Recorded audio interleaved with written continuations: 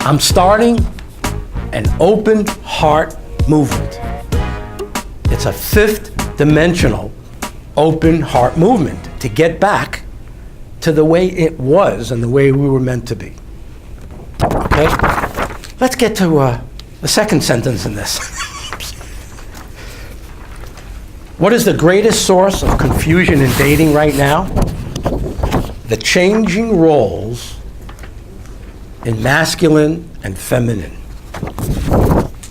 Stereotypically, for all those 5,000 or 10,000 years, you had a masculine, aggressive male, and I like to call him Fred, like in Fred Flintstone. And you had a feminine, receptive female, Wilma. They did pretty good. They had their arguments, they had their differences, but they did pretty good. I think they stayed on the air for about 7 or 8 years or something. You know who that is? Yes. Okay. Anybody else not know who Fred and Wilma is? Okay, thank God. The Flintstones and the Jetsons. Okay. You're my kind of group. So, the masculine, assertive energy goes out with a stick, finds food to bring back. He's there to protect his family. He's there to be there for the wife, for the daughter, the prince searching for his princess, if he hasn't found her yet. Okay? Now, here's where it gets interesting. He's assertive and at times aggressive energies to find and pursue the person of his romantic dreams. It's in us, it's in men to go out and search and be assertive and find what you want, the work you want to do, the woman you want to be with. And when you find that person that because you've made that choice and decision, that's the kind of person that you want to bring home to mom, to dad, to family. And that's what men all want to do. I mean, good men. They want to find someone that they can win over.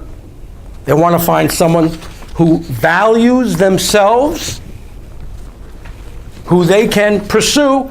Again, stay neutral here because it's really the way it is. This is the way we were brought up.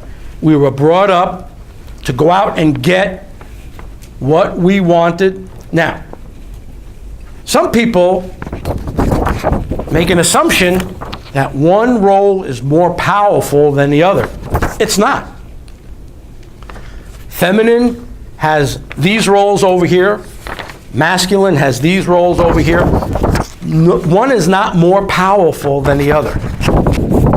The feminine, receptive female decides who she allows and what she allows in her life. There's no more powerful or less powerful. It's just different. It's the way the world worked for so many thousands of years. Okay? So, it's important that a male, now these are the kinds of things that men right now may not admit to you because the roles have changed. Let's just go into that right now. The roles have changed in the last 30 or 40 years or so. To stay and be competitive in the workplace, women have gotten a lot more aggressive and assertive, and rightfully so. And really great things have happened. They now have the same wonderful jobs as men. A lot of those people that were in that movie theater, half of them or even 2/3 of them were women in very powerful positions in Hollywood. And they were there because they weren't happy. They spent all their lives up to that point searching for power and glory and fame. But what was missing was love. Someone to love in their lives. And when we stop for a moment in our crush, in our desire to go out there into the world to get what we want, third dimensional, We have to really stop and get back into the fifth dimensional, higher realms and higher levels to realize that we were all born pure love, weren't we? There wasn't a single person in that wasn't born pure love. It's our natural state. And when we take on all this third dimensional stuff, it becomes very awkward. It becomes difficult. It becomes unmanageable. And it's like wearing somebody else's shoes, the wrong size, and you're trying to go through life in shoes that don't fit, that don't feel good, but you're pushing ahead anyway. Because that's what we do. We don't stop and think, what is going on here? We just keep going, don't we? Third dimensional. Fifth dimensional is we stop, we meditate. 20 minutes each day. If we can do it twice each day, I guarantee you that if you meditate 10 or 20 minutes each day, you will be slowing down enough to start hearing fifth dimensional information that will bring you the happiness that you're looking for. But we're rushing so fast that we're not hearing that music. We're listening to another station. So what men won't tell you is that we really thrive not just on the chase, and don't associate that with the negative game playing and the chase that we know that we may be associated with now. But for men to value women, we need to pursue you and try to win you over. We want you to be the prize that eventually decides on us that we're worthy of you. Boom, that's it right there. Bam.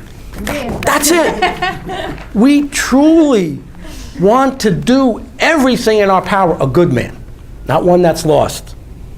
A good man wants to do everything that we can to prove to you how desirable, able, skilled, and someone that should be respected. And we want, beyond a doubt, to find someone in our lives that we can cherish and be there for, and that we can embrace and claim as part of our lives. There's a lot of information on here. I knew we weren't going to get to all of it, but that's not the idea. The idea is that I wanted you to have this. We still have a few more minutes. So when that energy, masculine and female energy, gets confused, it gets, the men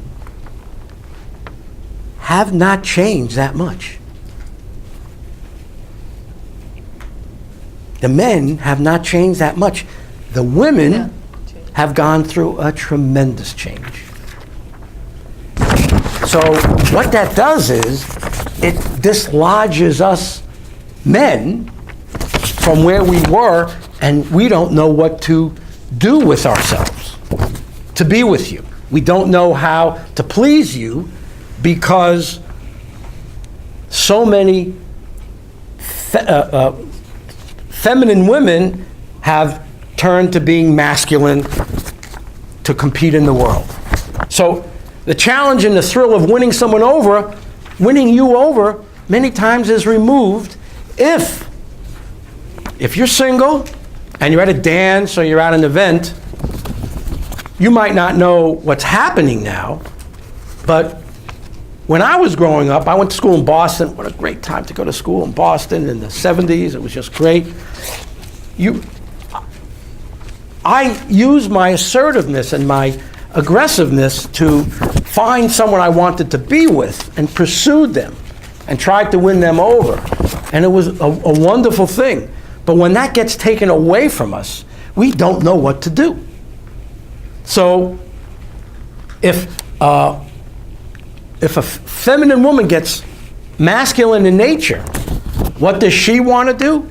She wants to do the pursuing. She wants to pick the guy out. And, for like the last 20 or 30 years, you might see a lot of guys scratching their head in social situations because we don't know what to do.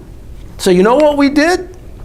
We became feminine and receptive to the aggressive, assertive females. And when you ask a guy, how do you like that?